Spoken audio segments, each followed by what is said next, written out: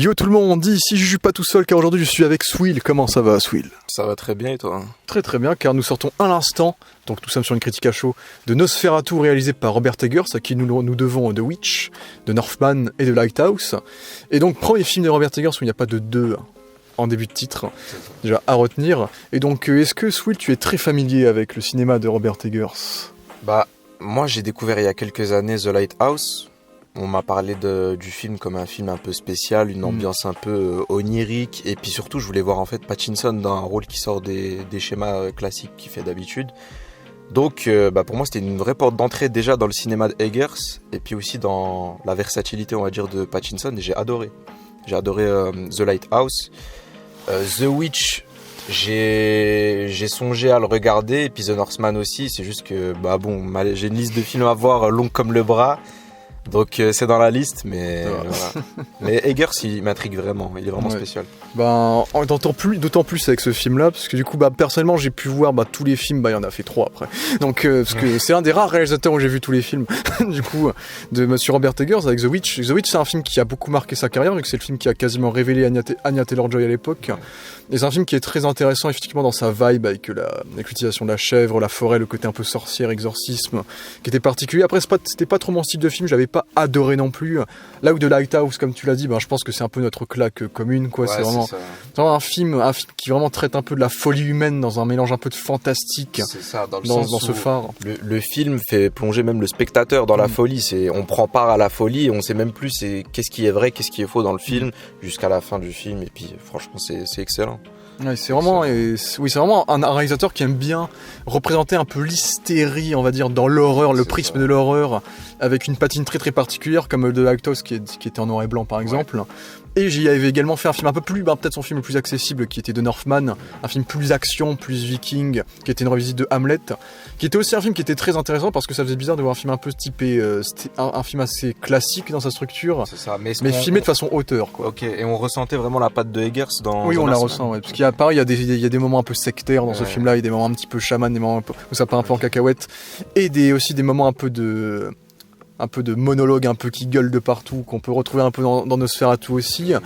Et donc oui, c'est 3 films que je vous recommande tout à fait, en tout cas concernant le cinéma de Robert Eggers, un cinéma qui ne sera jamais contemporain, vu qu'il a lui-même dit qu'il fera que des films d'époque, sera son bail. Son prochain film c'est The Night, il a dit, film médiéval. Il veut faire un western, il veut refaire un truc médiéval, je crois, donc on va en manger du Robert Eggers a priori. Malgré les succès, malgré le fait que ses succès soient assez modérés, parce que ça reste un cinéma d'auteur, et il avait un plus gros budget sur The Northman. J'ai pas regardé le budget de Nosferatu d'ailleurs. Ça reste quand même juste, c'est plus globalement des succès critiques que commerciaux. Ouais, largement, largement critiques plus que commerciaux. Je crois que The Northman, ça doit être celui qui a dû peut-être avoir le plus de succès au cinéma, je sais pas du tout. Oui, je pense, oui, si, parce que c'était le plus médiatisé aussi. Ouais, je pense. Ils avaient mis le plus d'argent à l'époque, et puis je crois qu'il était rentable grâce aux ventes DVD. C'est possible en 2024. Et du coup, Nosferatu, c'est aussi quelque chose d'iconique vu qu'il s'agit du titre d'un film qui date de 1922, un film, l'un des grands, peut-être le premier film d'horreur de l'histoire du cinéma, on va dire. Pionnier, tout à fait, qui est une icône de l'expressionnisme allemand. C'est de là que ça venait. Et à la base, Nosferatu, c'est juste un copycat de Dracula, parce qu'en gros, c'est juste l'adaptation du bouquin de Bram Stoker, Dracula, qui a été adapté en Allemagne, et ils n'avaient pas les droits d'auteur du bouquin de Dracula, donc ils ont tout renommé en allemand, et donc ils ont appelé Nosferatu, Dracula Nosferatu, du coup le comte Orlok, et non le comte Dracula. Donc en vrai c'est juste un gros remake du bouquin de base, mais malgré tout le design culte du film de l'époque et toutes ces choses-là, on fait que quand même Nosferatu est devenu un peu une identité à part, iconique un peu du cinéma d'horreur, qui est intéressant. Et depuis, on a eu une ou deux adaptations. On a eu une adaptation par Werner Herzog que je n'ai pas vu. J'ai vu que le film de 1922. J'ai pas vu les autres trucs sur YouTube. Regardez sur YouTube d'ailleurs. Moi, je suis pas du tout familier avec l'univers de Nosferatu. C'est ma première porte d'entrée. J'ai vite fait entrevu, on va dire, quelques piécettes par-ci par-là, la gueule de Nosferatu, tout ça, que je voyais vite fait, mais c'est vraiment ma vraie porte d'entrée. Et donc du coup, peut-être que moi, j'avais un regard peut-être un peu différent du tien, où toi, tu t'attendais peut-être au film qui passe par peut-être certains schémas qui viennent du coup de son ancêtre. Mais moi je savais pas du tout où j'allais, et puis je me suis laissé totalement mener par le film. Ouais, c'est ça qui est intéressant, parce que justement, effectivement, j'ai vu l'ancien, après je l'ai vu il y a 3 jours, en préparation de celui-là, donc mais donc oui, moi aussi c'est vrai que j'avais le regard de la comparaison un peu pendant le visionnage du film. Et donc oui, nous y voilà, donc il y avait un film fait par Werner Herzog, et il y avait un film sur le making-of du film original avec Willem Dafoe qui jouait Nosferatu, entre guillemets, l'acteur qui jouait Nosferatu. Donc il y a aussi un petit côté méta avec la présence de Willem Dafoe dans ce film-là, qui a joué depuis The Lighthouse dans tous les films de Robert Eggers, donc c'est un petit duo qu'on apprécie. Et puis du coup ce petit côté méta qu'on retrouve aussi avec Eggers, oui. Parce qu'il a eu un passé du coup avec Nosferatu dans le monde du théâtre, où je crois qu'il a organisé une pièce autour de Nosferatu, et je crois qu'il jouait aussi dedans. Je crois qu'il jouait Nosferatu carrément, je crois. Bon. Mais oui, il avait écrit une pièce de théâtre carrément sur Nosferatu, et je crois que c'est un peu le projet de sa vie, c'est le projet qu'il a toujours rêvé de faire. C'est ça. Et qui s'est réservé pour plus tard, oui. Parce qu'on lui a proposé en fait juste après The Witch de le faire, parce qu'il avait un passif avec Nosferatu, et on le pressentait pour faire ce remake. Mais comment dire, par modestie. Voilà. Par modestie, il a décidé de mettre ça de côté, et puis d'abord aboutir ses autres projets, donc The Northman, The Lighthouse, avant de s'attaquer au gros, on va dire son rêve entre guillemets, qui est Nosferatu. Non, je serais très curieux de voir le budget du film. Je le regarderai, je mettrai ça en titre dans la vidéo, je pense. J'avais regardé du coup un échange entre Dafoe et Eggers, et je crois que ça doit être celui qui a dû le coûter le plus, parce qu'il parlait en fait de leur relation entre acteurs et du coup réalisateur, et il expliquait qu'en gros leur relation elle changeait pas, c'est juste que l'univers d'Eggers il augmentait entre guillemets en démesure, tu vois, en taille, en moyen, et que du coup je pense que Nosferatu c'est le niveau encore au-dessus par rapport à ces derniers films. Il me semble que The Northman coûtait genre 50 millions, un truc comme ça. Donc si on est peut-être dans ces eaux-là, parce qu'en vrai les films d'horreur coûtent pas trop cher d'habitude, mais comme là il y a un travail de reconstitution, etc. C'est ça. Et puis, donc oui, et un gros casting aussi. Un gros casting. Ouais. On compte Bill Skarsgård qui joue le comte Orlok, on compte Aaron Taylor Johnson, on compte Nicholas Hoult, Lily Rose Depp notamment. Donc ma première expérience de voir Lily Rose Depp dans un film ou dans une œuvre, du coup, et ta deuxième avec The Idol, du coup. Brève expérience. Parce que je me suis arrêté à 2 épisodes. Voilà, brève expérience. Et donc on n'oublie pas aussi, il y a Emma Corrin, il y a plein d'acteurs, et Ralph Ineson qui avait déjà joué qui a déjà joué je crois dans quasi tous les films de Robert Eggers, et qui joue à Galactus dans le film 4 Fantastiques. Donc bref, un gros casting, et donc à partir de là on va peut-être faire un très bref avis sans spoiler je pense sur Nosferatu. Donc qu'en as-tu pensé, Swill? Moi je me suis totalement laissé porter par le film, comme je t'ai dit, les expériences de Robert Eggers, je pense que c'est à chaque fois la même chose, on entre dans un univers totalement spécial. Donc directement le film commence, je me suis senti dans un film de Eggers, que ce soit par le visuel, par ce qui est représenté, par sa manière en fait de commencer son histoire, de faire jouer ses personnages, ses dialogues, tout ça. Donc moi franchement j'ai adoré, c'est un voyage, tu vois. Et puis vu que j'étais pas du tout familier avec l'univers de Dracula, on va dire Nosferatu, même si Dracula, tu vois, j'ai l'icône de la pop culture en tête, mais j'ai pas du tout un conte en tête ou un roman ou une adaptation précise. Donc moi je me suis laissé porter, et puis j'ai franchement aimé. J'ai besoin quand même de laisser mariner la sauce, tu vois, pour juger à peu près ce que j'ai pensé vraiment du film. Mais là j'en sors, et puis je suis content de ma séance, et puis j'ai vraiment apprécié. Ouais, c'est vrai que c'est une expérience assez particulière, vu que c'est un film qui va pas vous laisser indifférent, je pense. À 100%. C'est pas un film cliché d'horreur d'habituel, il y a vraiment une patte artistique, il y a quelque chose avec Robert Eggers. On rentrera dans les détails peut-être un peu plus techniques aussi de sa réalisation, tout ça, mais c'est vraiment très très spécial. Parce que bien sûr il y a tout un travail de visuel concernant Robert Eggers. C'est ça que j'aime bien avec son visuel, justement, c'est qu'on dirait presque qu'on est sur du film noir et blanc, tellement il sature tellement il désature toutes les couleurs. Il y a même des moments qui passent en noir et blanc, quand le personnage de Nicolas Hoult se retrouve un peu en difficulté. D'un coup là on sent le danger, on est avec lui, on est pris, on est cloîtré dans le truc, et puis ça passe en noir et blanc. Puis franchement, Mais c'est vrai qu'il y a ce travail vraiment de retouchage des couleurs qui fait que vraiment, quand il fait nuit, il fait limite noir et blanc. C'est ça qui est intéressant dans son visuel, et qui rend hommage au côté expressionniste allemand, vu qu'il joue énormément, comme avec ce que le genre a testé à l'époque, avec l'ombre. Donc beaucoup de jeux d'ombre aussi qui est intéressant. Et dans le cadrage, vous serez jamais perdu dans la narration visuelle, c'est toujours très bien cadré, très symétrique, souvent il fait des cadres très très carrés. Symétrique, et puis les mouvements sont très très lents. Très très lents. À chaque fois, c'est des mouvements qui tournent. C'est pas des mouvements ultra compliqués, mais c'est vraiment, on monte, on descend, on tourne autour des personnages, mais c'est très très lent. Qu'importe la situation, Ouais. que ce soit qu'il se passe une dinguerie, qu'il se passe des personnages qui s'affrontent ou qui fuient ou autre, ou même des scènes un peu plus posées, c'est toujours ce cadrage très précis, très compréhensible, très lisible, qui fait du coup la caractéristique de Robert Eggers, je pense. Tout à fait. Et puis oui, même dans le côté, dans la tonalité, vous pouvez vous attendre à voir. Bah après, ça dépend si vous êtes très sensible à l'horreur ou pas, mais vous pouvez avoir peur devant le film. C'est un film qui mise pas mal. Il y a quelques jumpscares, mais je trouve plutôt bien fait de manière générale. C'est pas trop cliché les jumpscares qui nous pointent. Bah, moi personnellement, j'ai sursauté à quelques moments, mais c'est pas visuel, c'est surtout auditif. Ouais. Parce que la musique est. Ouais, bon après c'est cliché cliché aussi. Ouais, voilà, c'est ça, c'est cliché, mais franchement, et puis surtout dans notre salle, je sais pas si t'as remarqué, mais j'ai l'impression que le son était un peu. Le son était trop fort. Était un peu trop fort. Trop fort. Donc il y a des fois, il y a un miroir qui se brise, et puis je suis là, j'ai un petit sursaut, tu vois. Surtout que vous verrez, mais Nosferatu, il y a une voix qui porte beaucoup, on va dire. Il y a un gros travail de design sonore sur sa voix. Et puis Bill Skarsgård, il est méconnaissable. Totalement méconnaissable. Bah, justement, déjà, ils ont complètement planqué son design des bandes annonces, donc on va pas vous le décrire nécessairement. Mais il est effectivement méconnaissable dans ce rôle-là. Il est très très bon, excellent, bien sûr. Bah, surtout, il y a un gros travail d'iconisation, de build-up sur le personnage. On reprend les codes de son ombre qui passe doucement comme ça. Franchement, ça marche, hein. Franchement, son personnage fonctionne. Bon, et puis, on parlait de du coup de la performance de Bill Skarsgård, qui est excellente, mais c'est le cas aussi pour tous les autres acteurs, et puis surtout, mention à Lily Rose Depp. Hein. Oui, je pense que oui, c'est la MVP du film, je pense, tout à fait. Le film tourne autour d'elle, que ce soit en termes de performance ou d'histoire, et puis ça marche très très bien. C'est vrai que oui, c'est Lily Rose Depp du début à la fin, et c'est le personnage qui est un peu la victime entre guillemets du film par le biais de Nosferatu, et puis du coup elle a tout un travail un peu d'exorcisation, de mouvement, de jeu de corps, de jeu de visage, de ses yeux. Et puis c'est un peu une destruction totale un peu de l'image d'elle qu'elle renvoie aussi, parce que Lily Rose Depp c'est un peu le côté mannequin, fille de star, etc. Népotisme. Népo baby et tout. Et là, justement, elle n'hésite pas Elle n'hésite pas, elle envoie. Elle envoie, voilà. Non, vraiment, on va dire ça. Beaucoup, et puis en plus, c'est crescendo. Hein. C'est vraiment, on commence, et elle donne avec le corps, avec les mouvements, avec le visuel. C'est marquant visuellement, comment elle bouge, comment elle réagit autour de son environnement.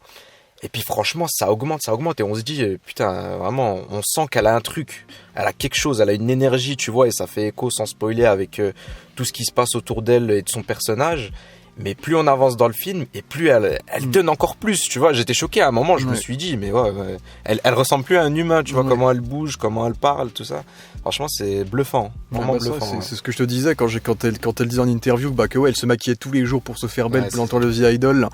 Alors, et puis elle enchaînait avec le tournage de Nosferatu, là, elle était juste comme un cadavre, elle était toute pâle, toute blanche. Donc c'est vrai que ça faisait très Tim Burton un peu son perso, hein. Surtout elle a le physique avec ses yeux, la taille de ses yeux, etc. Même quand on a le peu de couleurs qu'il y a dans le film, tu vois, dans le paysage, c'est très terne, c'est très froid en termes de palette de couleurs, mais elle vraiment, elle est tout le temps en noir et blanc. Il y a jamais une poussière de couleur sur son personnage ou sur ses vêtements ou quoi. Elle est cohérente avec le décor. Elle va totalement avec le truc. Ouais, tout à fait.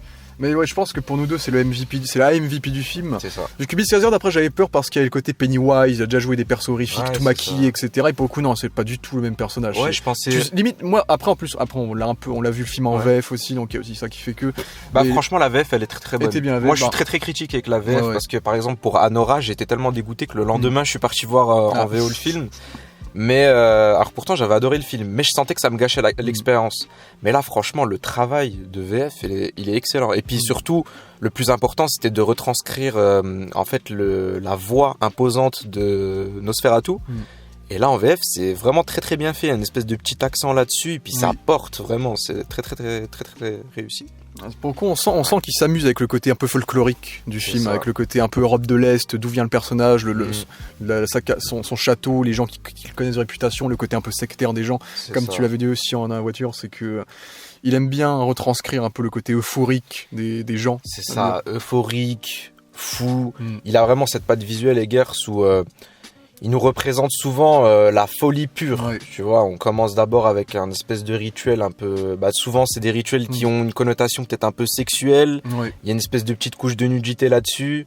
Il y a tout ce rapport un peu sexualisé au rituel, au mysticisme, tout ça que Eggers nous montre souvent, quoi. Ouais, je pense que ce sera le point intéressant qui fait un peu là. J'ai pas vu là encore une fois le celui de Werner Herzog, mais un peu le centre, l'angle qui a été pris pour cette adaptation à Nosferatu par rapport aux autres adaptations même de Dracula, c'est vraiment le côté érotique et pas romantique. Ouais, Parce que il y avait le film de Coppola sur Dracula qui était surtout axé romantique, donc la romance entre la fille et donc Dracula. Alors que là on n'est pas du tout dans du romantique, on est sur du purement sexuel, bestial même. C'est ça, bestial. Donc c'est vraiment l'approche, l'angle qui diffère un peu de l'original qui a été adopté sur ça. C'est aussi pour ça que Lee Rose Depp est si prépondérante dans cette itération-là de l'histoire de Nosferatu que a été le personnage féminin dans celui de 1922 par exemple. Non, ouais, c'est franchement très très érotique et puis ça met pas longtemps à venir. Hein. C'est d'intro. Ah, c'est ça. Dès qu'on arrive dans le film, on met les pieds dedans. C'est très très érotique, très très visuel, très très choquant visuellement, j'ai envie de dire. Enfin, choquant dans le sens où ça saute aux yeux, quoi. Oui.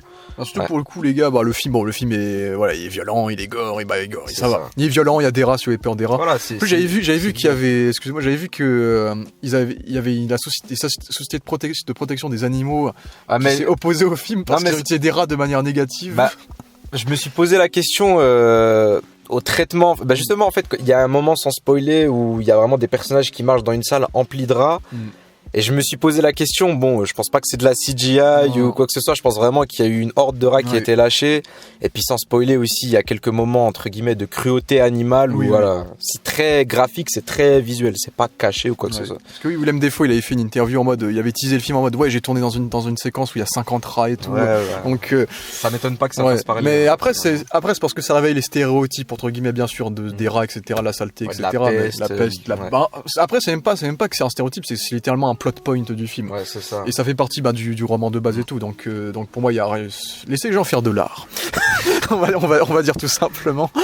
Et puis il y a tous les autres acteurs. Nicolas Hoult, moi, ce qu'on avait encore une fois dit, c'est que Nicolas Hoult, il joue que des cucks. On a l'impression, c'est que là, il a ce visage si gentil, si attendrissant. C'est le mec qui est trop nice, tu vois. Ah, mais c'est ça. Et donc, moi, Nicolas Hoult, le souvenir qui vient le plus en tête, je crois que c'était dans X-Men Days of the Future Past, je crois. X-Men, ouais. Ouais, je crois que c'était dans soit X-Men le commencement ou Days of the Future Past. Dans les deux. Où son introduction, c'est vraiment ce mec un peu timide, qui est en même temps torturé vis-à-vis de lui-même, mais aussi qui subit la pression des autres.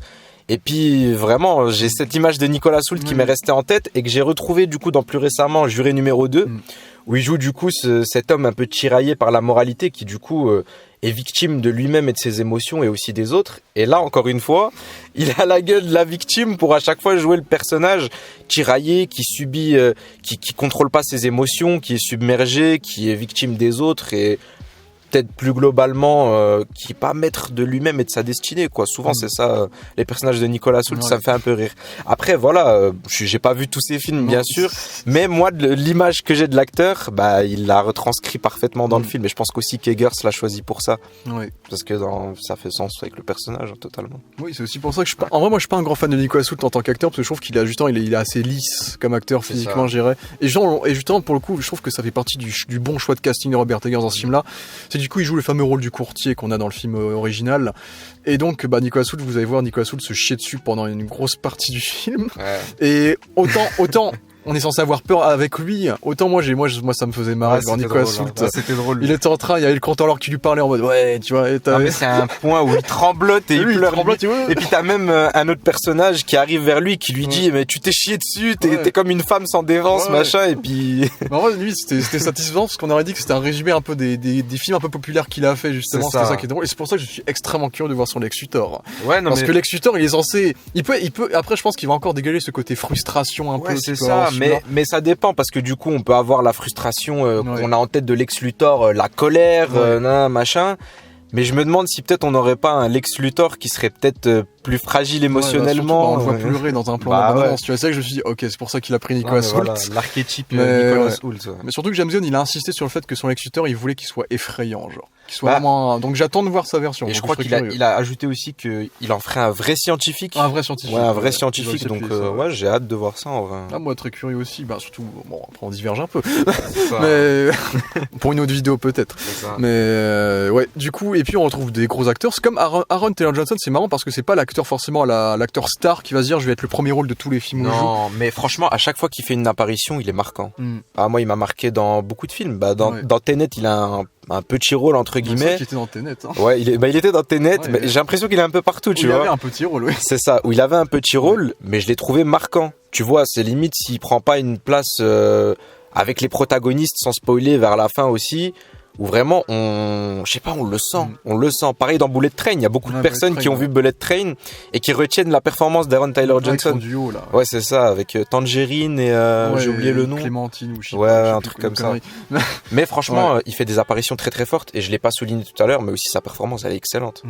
Elle est excellente et on le voit faire certaines scènes.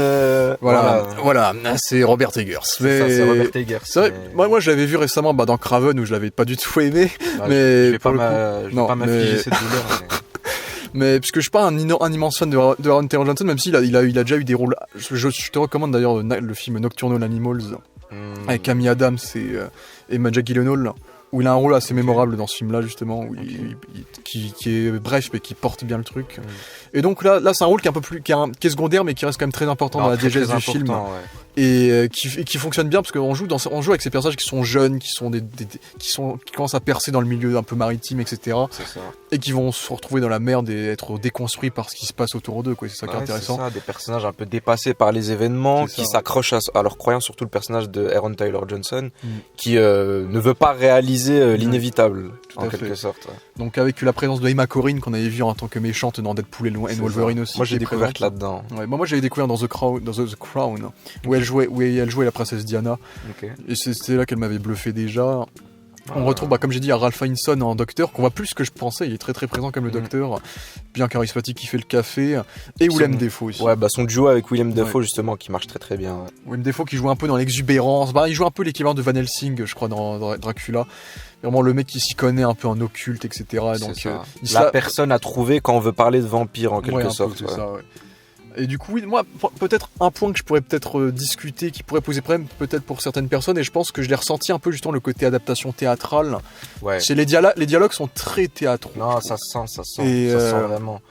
Et je sais pas si c'est un point fort ou un point faible. Dans le sens où je trouve que ça nous empêche d'être giga attachés au personnage, dans le sens où il y avait un petit peu ce côté machine automatique quand il parlait des fois. C'est vrai. Sur certains personnages, je dirais peut-être ça m'a un petit peu dérangé comme que ça se sentait que les dialogues étaient préécrits entre guillemets. Il y avait un côté très théâtral. Genre il a repris son script de théâtre et il l'a remis en film quoi. Donc c'est peut-être un point que je pourrais reprocher un petit peu. C'est pas dérangeant parce que je trouve les acteurs, on a quand même un gros casting qui fait très très bien le taf. Ouais, mais pour moi, pour rajouter là-dessus, moi personnellement, ça m'a pas dérangé concrètement parce que je me laisse porter par l'époque. Je me dis, on nous compte quelque chose. Je pense que Robert Eggers nous compte. Tu vois, c'est pas une représentation ou quoi que ce soit. Il nous conte une histoire. Et évidemment, les personnages viennent avec cette espèce de fibre théâtrale sur comment ils s'expriment, comment ils agissent. Et effectivement, avant de voir le film, j'ai vu passer malgré moi certaines entre guillemets critiques où on reprochait aux acteurs de faire trop, en particulier Lily Rose Depp évidemment, et puis Willem Dafoe.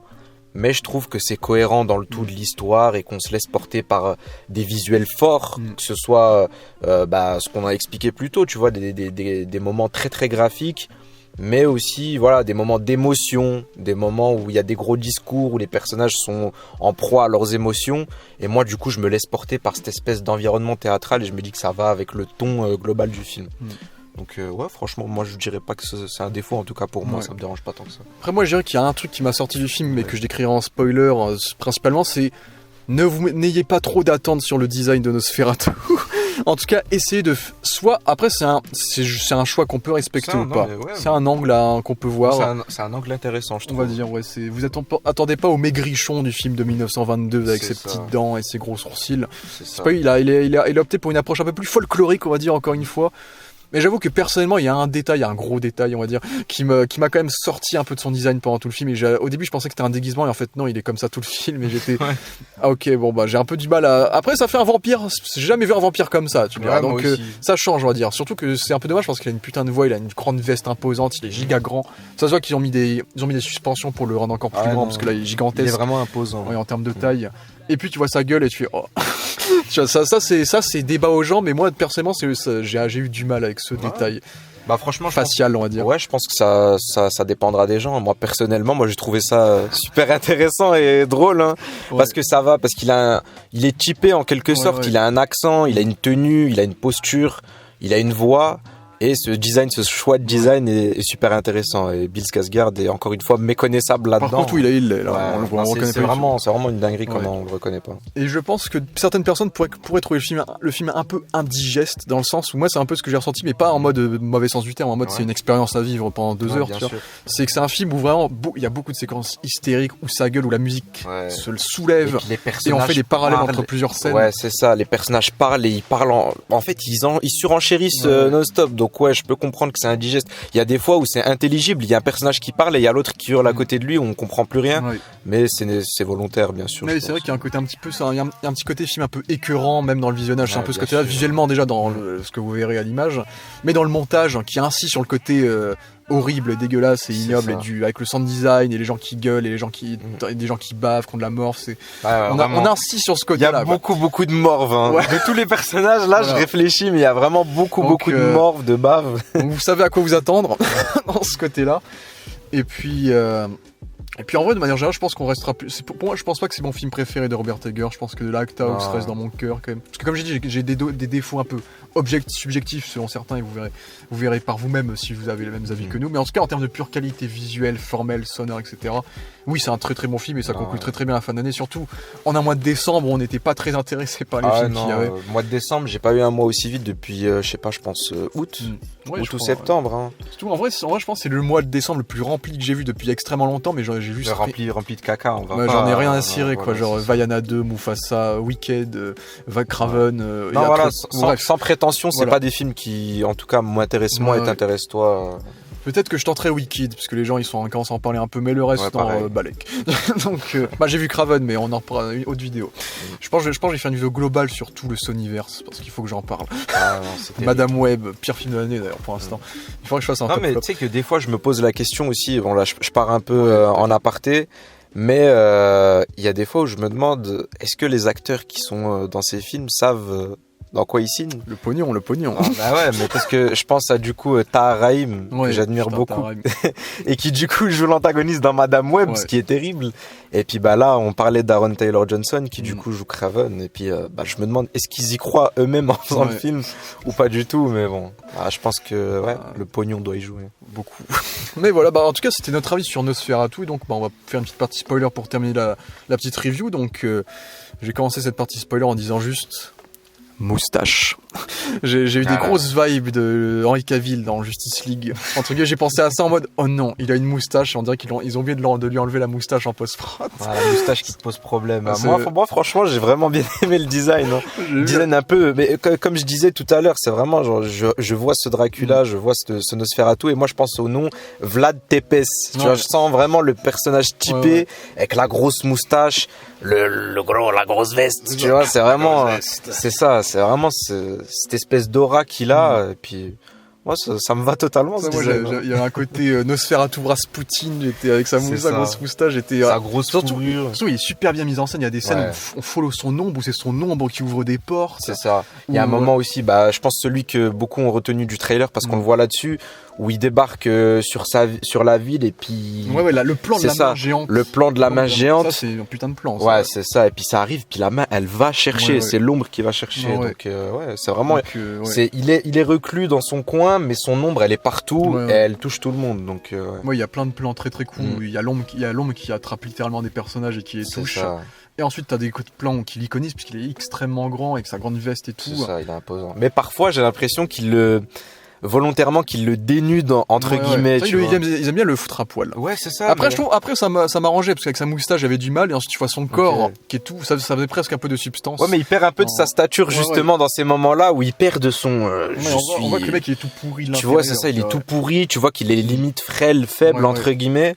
Et du coup, il perd un peu de cette espèce de mysticisme, de stature, mais on retrouve un peu plus l'espèce de Dracula tout gris, tout avec les ongles tout pointus, tout ça. Mais c'est vrai que la scène où il sort de sa tombe là, quand il y a Nicolas Hoult qui essaie de buter, j'étais pas prêt là. Le montage a fait jumpscare sa mère et là, il envoie ses chiens, il est à poil, à l'air, au et calme. Puis justement après t'as l'ombre qui vient, qui ouvre la porte de l'extérieur pour du coup faciliter l'entrée à Nicolas Hoult là-dedans, et lui il était à l'intérieur, donc c'est vraiment, on a cette espèce de ressenti qu'il est inévitable. Mais j'ai bien ce côté un peu perversion, un peu du conte, un peu de La Belle et la Bête, sauf que c'est une bête qui aime pas la belle, il fait juste ça pour se nourrir du sang, etc. C'est ça, entre guillemets. Ce qui donne à cette fin qui est un peu plus poétique peut-être que l'original, en tout cas dans la forme où les deux meurent dans le lit, entre guillemets. C'est ça. Donc ça c'est cool, et du coup on voit que lui il est complètement vidé de son corps, il est tout maigrichon et tout mort. Et qu'elle, entre guillemets, s'est sacrifiée pour le plus grand bien. Mais d'ailleurs je trouve qu'il laisse j'ai réfléchi depuis tout à l'heure, mais je trouve qu'il laisse un très gros flou sur les vraies motivations du personnage de Lily Rose Depp. Parce qu'on sait pas en fait, est-ce qu'elle est... Non mais en fait on sait pas, est-ce qu'elle à chaque action, est-ce qu'elle pense vraiment ce qu'elle dit, est-ce qu'elle se dévoue à Nosferatu, ou est-ce qu'elle a encore son amour pour son mari. Tu vois, il y a à chaque fois, j'ai l'impression qu'elle est schizophrène un peu. Ouais, non mais c'est ça, on a l'impression qu'il y a deux personnages, il y a celui de la nuit où elle se dévoue totalement à Nosferatu, et celui du jour où elle est là, elle dit non, mon mari il est où, mais j'ai besoin de lui, tout ça. Du coup il y a une espèce de flou, mais tu vois, la scène finale en fait elle se sacrifie entre guillemets, mais on sait même pas si elle se sacrifie malgré elle ou si c'était une décision volontaire. Donc c'est ça qui est ambigu, c'est ce que à la fois elle kiffe quand même la présence de Nosferatu, c'était son seul accompagnement dans sa jeunesse entre guillemets. C'est ça. C'est ce mal, cette cruauté qui a été son plus grand bonheur entre guillemets, ou est-ce que c'est faux? En fait j'ai l'impression qu'il y a vraiment deux personnalités, il y a une ambiguïté en elle qui était marrante aussi, parce que ça a forcé Nicolas Hoult à se comporter comme un homme, on va dire, dans une séquence. Non, j'étais, oh putain, Nicolas, c'est là, c'est bon, je suis une merde pendant tout le film. Et puis cette séquence, je pense que c'est celle qui me restera le plus en tête pour beaucoup de raisons. Déjà, là, on engage encore une fois sur Lily Rose Depp qui donne au maximum dans une espèce de danse transcendantale, mystique, où limite, en fait, on voit plus un humain, parce que depuis le début, t'as Nosferatu qui lui dit tu n'es pas humaine, tu ne fais pas partie de ce monde, tu n'es pas comme les autres. Et puis là, on sent vraiment que c'est le climax de la possession et du mysticisme. Et on la voit faire cette espèce de danse, et après ça enclenche sur les événements. Les événements qu'on connaît. Et mais oui, en termes de mise en scène, en tout cas, oui, il y a énormément de choix très intéressants, des choix de close-up, de slow motion, de symétrie des plans. La symétrie des plans où t'as la carrosse avec le cheval qui a foncé sur justement, je pensais à ce plan justement qui est très très visuel, très très beau. C'est ultra symétrique avec tous les arbres. T'as Nicolas Hoult. C'est limite si tu te dis là, je prendrais mon appareil photo et puis j'en ferais limite l'affiche du film, tu vois. C'est très très visuel, très très beau souvent, très très symétrique. Et tu joues justement avec le champ contre champ, et puis contre champ en fait, le cheval a rien fait, il a juste laissé la carrosse ouverte avec la porte, qui s'ouvre en mode. Ouais, c'est ça. Et avec bien sûr avec Nosferatu aussi dans son château qui est très symétrique dans plein d'aspects, très gothique bien sûr. On est à fond dans le gothisme. Tu vois, avec le design de son château, le design de la ville, où il y a une très bonne reconstitution de l'Allemagne. Bon, on va reparler du côté hollywoodien des Allemands qui parlent anglais. Voilà, c'est l'univers. Et ces scènes un peu sataniques, tu vois, la scène du serviteur de Nosferatu avec ses bougies en mode Satan, et puis aussi.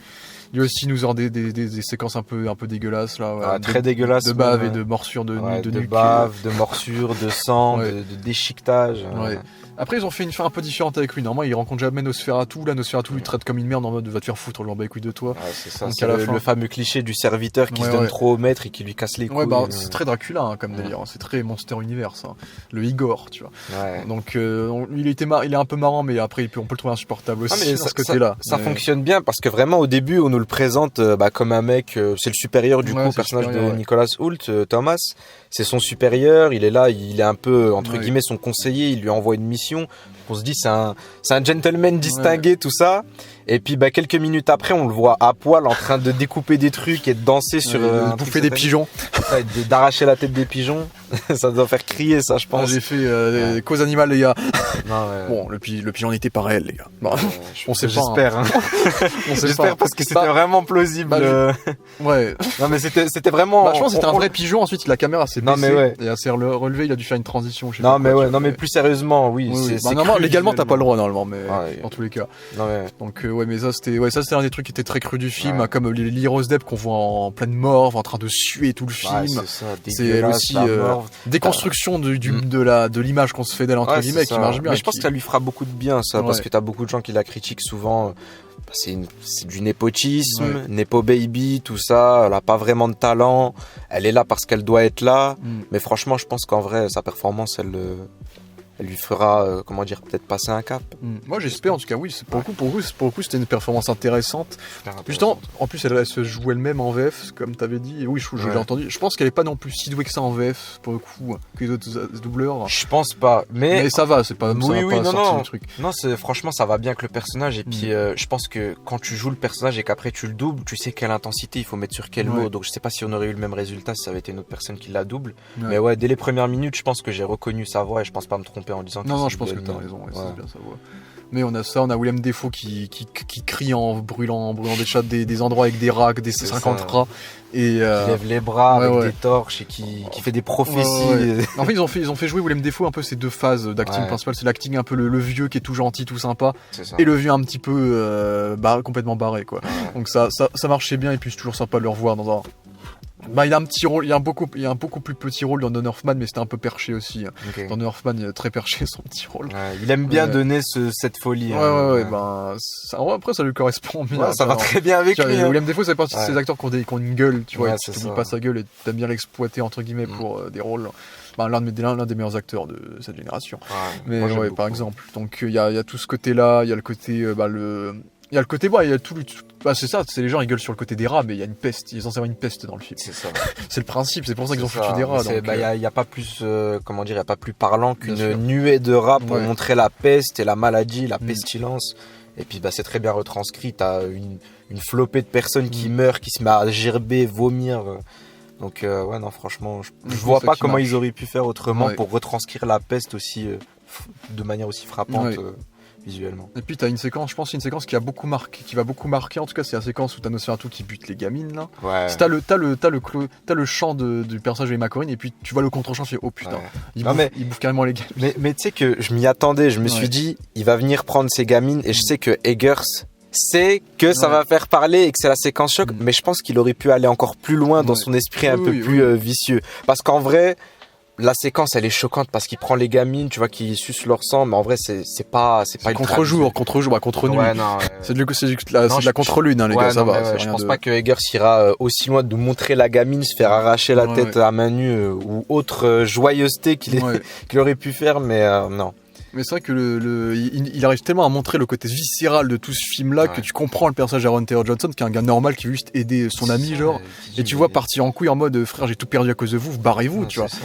Tout va mal depuis que vous êtes là, tu vois. C'est Donc, ça, et puis ils essaient de lui expliquer, et puis il hurle et il Ouais, bave, ouais. et il hurle et il écoute pas en fait. ouais, donc Ouais. pour moi ça marche bien, surtout jusqu'à que ça parte sur de la nécrophilie. Ouais, jusqu'à que son personnage du Ouais. coup pète un plomb complet et puis il décide du coup d'aller. Il meurt dans la mort. Ah c'est ça, il meurt dans les bras de la mort littéralement. c'est- Et pas que entre les bras, mais aussi entre les jambes. Ouais, c'était particulier comme délire. Ouais, non, c'était spécial, mais Mais- bon, c'était comment dire, c'était fun, c'était drôle à voir. Ouais, ça marchait bien alors que dans Ça marchait l'idée bien. du personnage qui était complètement à bout, quoi. Ouais, non, il était plus à d'espoir, bout. plus rien, il a C'est un vraiment, j'ai tout perdu. Il a Ouais. essayé de se raccrocher au plus à la réalité qu'il connaît. Ouais. Et de se détacher de cette espèce de truc surnaturel. On lui dit non mais c'est dû à ça, c'est dû à ça. Et puis lui à chaque fois il garde les pieds sur terre, il dit vous êtes fous. Et puis quand on essaie de le confronter aux choses réelles, parce que du coup sa femme tombe malade et du coup tombe sous l'emprise entre guillemets de Nosferatu, Mm. il décide de mettre des œillères complets et puis de Ouais. renvoyer les personnages, les dégager tout ça. Et puis au final il perd tout jusqu'au point où il arrive vers Willem Dafoe lors de, je crois que c'était l'enterrement Mm. des corps de sa femme et puis de ses filles.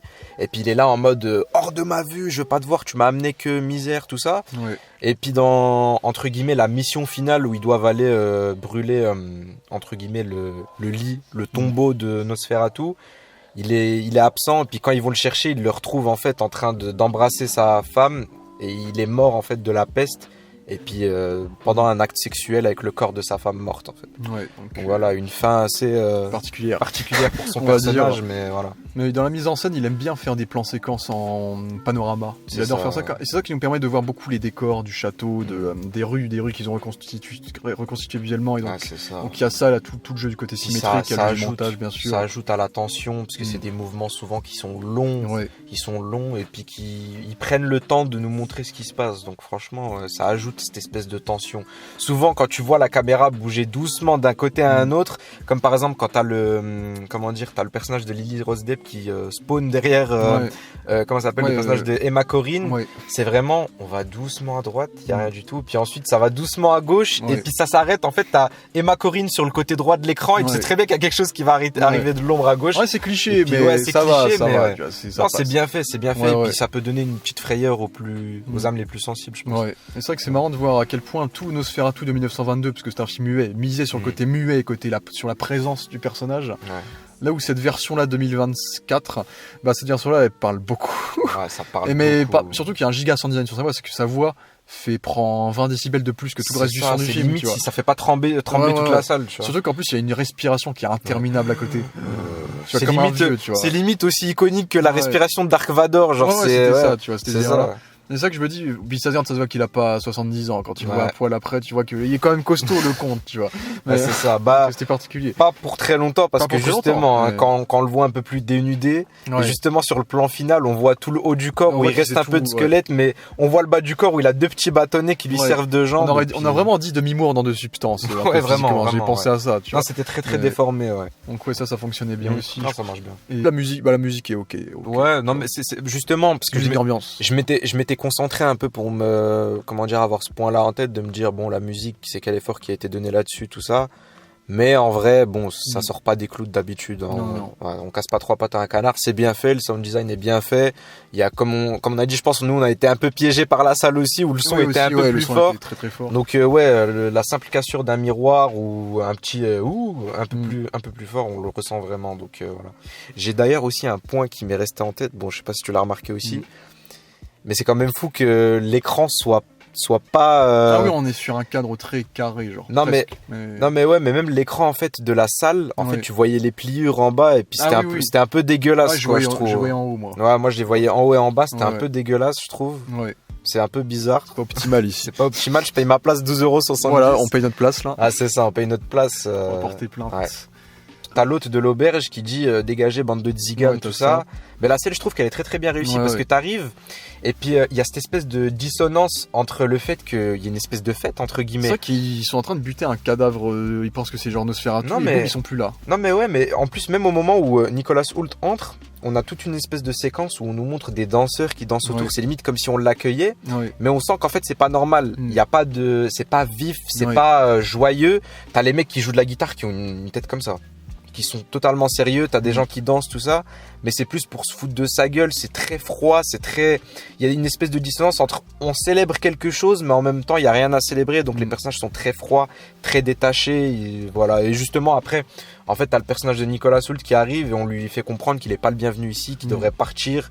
Et puis voilà, Pauvre Nicolas Hoult. c'est ça. Il se fait malmener du Ouais. début à la fin. Qui se réveille avec des morsures petit à petit. Non mais il a rien gagné en plus jusqu'à la fin. Il Ah non, commence. il perd sa meuf à la fin. Non mais c'est ça, il commence, il est dans la torture parce que sa meuf va pas bien. Ouais. On l'envoie faire un espèce de road trip pour... on le piège en plus, Ouais, hein, parce ouais. que depuis le début il est piégé, hein, on l'envoie à la mort. On l'envoie faire Ah, il est tout piégé un à la road fin, trip. ouais. Ouais c'est ça, on l'envoie faire tout un road trip vers la mort et puis à la fin il gagne rien du tout, il a tout Ouais. perdu. Hein. Du coup, les petites filles ont vu le Père Noël passer. Et ouais, il y avait ce côté-là, il y avait le fait que Nicolas Hoult était sauvé par des sœurs qui ont prié pour lui, et puis t'as tout le background un peu de Willem Dafoe avec toutes ses expériences, etc. C'est sur un le peu culte. entre guillemets le Donc, scientifique fou, ouais, donc, mais qui du coup est pas le scientifique fou justement, Non. qui va à contre-courant de la science et qui est Ouais. un peu attaché à l'occultisme, le mysticisme. Ouais, donc oui, bien sûr, il y a tout tout ça. ce côté où personne ne croit en lui, mais au bout d'un moment, on finit C'est par ça. y croire. Tu vois, ça, c'est assez classique dans ces quêtes Et puis horrifiques. c'est vraiment ici personnifié avec le personnage d'Aaron Taylor Johnson, Ouais. où là t'as tous les autres personnages qui suivent un peu la route de Dafoe, et puis lui t'es genre le mec qui est là qui dit stop les gars, à quoi Ouais. vous jouez Oh, ça existe pas les vampires et les fantômes et tout ça. Ouais, ouais. Encore une fois, c'est une réaction à chaud, donc Bien sûr. j'ai pas eu le temps de faire comme d'habitude et puis de me poser, et puis de laisser mariner mes pensées, tout ça. Tu vas bien dormir. J'ai une petite pensée encore une fois qui me reste en tête. Je sais pas, j'ai peut-être le sentiment que la fin est peut-être un peu trop abrupte. Je sais pas. J'ai l'impression en fait que c'est amené. En fait, je me suis dit tout le film, où est-ce qu'on va me mener, comment ça va se dérouler, comment ça va se conclure. Mais à partir du moment où ils vont pour brûler sa maison et qu'on nous dit ce sera la fin en fait, on va brûler sa maison. C'est effectivement la fin en fait. Je sais pas comment dire, mais ça devient très très prévisible les dernières minutes. Ouais. Dans le sens où c'est la prophétie, c'est elle qui va sacrifier pour lui. Et puis il y a même une image, en fait, on nous montre une espèce de bible des sorcelleries, entre guillemets, où on voit l'image où on voit une femme nue avec le Nosferatu dessus, puis les rayons de lumière. Et puis c'est exactement comme ça que ça se passe. C'est vrai, les séquences où tu vois Nosferatu, sucer Nicolas Hoult. C'est vrai que ça faisait très. Après, dans la séquence, c'était un peu comique, genre. Ouais. Tu le vois au loin avec son corps tout défoncé en train de bouffer le sang de Nicolas Hoult, et ensuite tu vois ça de manière plus creepy avec la séquence finale. C'est ça. Mais c'est vrai que j'aimais bien. En vrai, j'aimais bien quand même, ils ont quand même appuyé sur son corps. Parce que ça le rendait dégueulasse, quoi. Donc tu vas sucer comme une espèce d'animal. Et puis on passe du coup au-dessus de sa tête, où on le voit en train de sucer, et puis on voit les trous sur sa tête, les blessures, la putréfaction. Donc c'est vraiment une bête. Parce qu'au début, on a cette espèce d'ambiguïté, parce qu'on voit pas vraiment à quoi il ressemble. Il est vraiment dans l'ombre, il est reclus, il est imposant. Mais c'est fait exprès, on joue avec ce jeu-là, on voit vraiment juste la gueule de Nicolas Hoult qui se chie dessus. Et puis on voit le Nosferatu dans le fond, on reconnaît juste sa grosse moustache et puis ses yeux perçants. Mais Et puis en vrai ils ont été assez ambigus en vrai sur le background de Lily Rose Depp. C'est en mode son personnage c'est une espèce de voyante, un peu de d'élu, de sorcière un peu. T'as même le personnage de Willem Dafoe qui dit à une autre époque t'aurais pu être une incantatrice, une enchanteresse, un truc comme ça, mais qu'en gros. Là on est en pleine époque des sorcières de Salem, ces trucs là, tu vois. Donc là je pense que elle se ferait brûler, tu vois. Ouais, c'est ça. Donc il y a un mysticisme qui reste ambigu dans ce film là sur entre guillemets on nous donne quelques clés de compréhension. On nous dit que, entre guillemets, depuis l'enfance, c'est l'amante de Nosferatu et qu'elle l'a réveillé d'une malédiction, tout ça. Mais bon, voilà. De toute façon, je pense pas qu'il y aurait eu besoin tant que ça de creuser son passé, de nous montrer son enfance, tout ça. On commence dès le début. Je pense que c'est cette séquence justement là où en fait elle prononce certains mots qui sortent Nosferatu de sa tombe ou de sa malédiction, tout ça. Et on assiste à la scène du viol, et puis à partir de là, on nous tamponne l'emprise sur Lily Rose Depp tout au long du film. Donc voilà. Ouais, et puis ils ont moins appuyé sur le côté immobilier du film de base. Justement dans le film de base aussi, ils signent pour habiter à côté d'une chez Nicolas Hoult. Ah non, là c'était vraiment le cas, un prétexte. Alors que dans le film, tu le vois carrément habiter à côté de chez ce personnage-là. Il fait coucou, il fait coucou. On voit par la fenêtre, on voit Nosferatu, tu vois. Donc là en vrai ça aurait pu être drôle. Le Nosferatu des guerres, s'il avait pas de temps à perdre avec les papiers, ça, c'est vraiment. Il a été dans la maison d'à côté, tu verrais par la fenêtre, tu ferais, c'est nos pires voisins, tu vois. Mais ça ils l'ont pas vraiment appuyé, c'était vraiment un prétexte pour qu'il aille à la ville. Il avait faim de sang, on va dire. Ouais, on va dire, Et après, on peut trouver le film d'être un peu long, mais justement parce qu'il y a un côté tellement déplaisant qui nous est donné dans l'expérience, qui fait que. Parce qu'en vrai, ils ont un peu suivi toute la trame du film de 1922, donc voilà. Non, moi franchement, j'ai bien aimé. C'était quoi, je crois 2h10 ? Ouais, 2h10. Je crois que c'est 2h10. Moi, c'est passé, et puis ça va avec l'expérience, parce que bien sûr, on peut avoir cette espèce d'impression de longueur, parce que parfois, ça tourne un peu en rond. Dans certains moments, on a des plans de caméra, comme je disais, qui sont assez lents. Donc, faut laisser le temps à l'action. Mais franchement, c'est pas dérangeant. C'est très beau visuellement.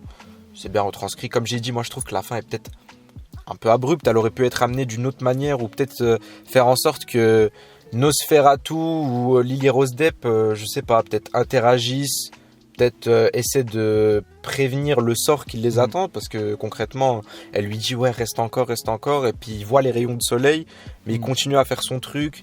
Donc je sais pas, j'aurais aimé peut-être un travail un peu sur la bestialité, l'humanité, la frontière homme-animal, tu vois, ces délires là. C'est ça. Et puis vraiment la dernière scène, c'est juste les deux qui sont entrelacés, puis ça se termine sur ça, et puis Nicolas Hoult et Willem Dafoe, poésie macabre. C'est ça, poésie macabre, et puis ça se termine là-dessus, il n'y a pas d'après. Non. Voilà. C'est la fin de l'histoire de Nosferatu. Mais je suis très curieux de voir la réception critique, non, mais la réception en tout cas financière du film, en tout cas, parce que pour savoir quelle est un peu un peu l'aura un peu de Robert Eggers dans le milieu et par rapport au budget du film. Ouais, moi je pense que ce sera encore une fois un succès critique. Ouais. Après au niveau des entrées en salle, je pense comme d'hab. Hein. Ouais, je pense comme d'hab, on va pas s'attendre à grand chose. De toute façon, il y a une flopée de films même cette année qui sont passés sous les radars. Là, il y a beaucoup. Ah si, il y a Sonic 3 qu'on n'a pas évoqué qui sort en décembre. Après, pareil, il est vraiment bon. Ouais, Skip, après, je m'en fous. Non, mais ouais, moi je me serais pas vu les deux d'avant. C'est ça. J'ai pas vu les deux d'avant. Je me serais laissé tenter pour aller le voir, mais ouais, effectivement, je pense pas que ça va susciter un intérêt très très grand, à part les quelques nostalgiques des anciens Nosferatu et puis les fans du travail de Robert Eggers. C'est vrai que c'est pas nécessairement la période, hein. Mais bon, le film est là, il est présent. Si vous voulez un film qui est pas un gros blockbuster, pas chiant et qui a une proposition artistique, en tout cas. Non, moi je pense qu'on va au cinéma pour vivre des expériences et puis je pense qu'indéniablement Nosferatu c'est une expérience, franchement. Bien sûr. Ouais. En tout cas, c'est le via de nos deux expériences plutôt positives que nous vous recommandons. Normalement vous avez déjà vu sur un spoiler, mais recommandons ou pas. En tout cas, dites-nous ce que vous avez pensé en tout cas du film dans les commentaires. Et puis on a hâte de voir le prochain projet de Robert Eggers, encore une fois. Donc The Night. On va le voir chez les Chevaliers après l'avoir vu dans les forêts sorcières de Salem, dans les phares, les phares marins et chez les Vikings et chez les Allemands, les Allemands en pleine Renaissance. On va peut-être du coup revoir la moitié du cast encore une fois. Willem Dafoe, Fanson, etc. Donc peut-être Anna Taylor-Joy va revenir, on verra. Peut-être. Donc voilà, on verra ce que vaudra The Night. Mais en tout cas, en attendant, on vous recommande d'aller voir Nosferatu chaudement, en espérant que vous n'êtes pas très hermétique aux moustaches. C'est ça. Voilà. Merci beaucoup Swill, j'espère que t'as kiffé. Et puis, merci à toi, moi j'ai adoré encore une fois. Et puis pour une autre vidéo peut-être, une autre collaboration si ça te convient. Et puis pour l'année prochaine, du coup. Pourquoi pas. Bonne année, bonne santé si c'est la dernière vidéo de l'année. C'est ça, j'ai pas anticipé ça. Hein. Passez de bonnes fêtes en tout cas. Hein. Voilà, bonne fête. Après Nosferatu, c'est pas mal. C'est ça. Allez, merci à tous d'avoir vu cette vidéo et ciao.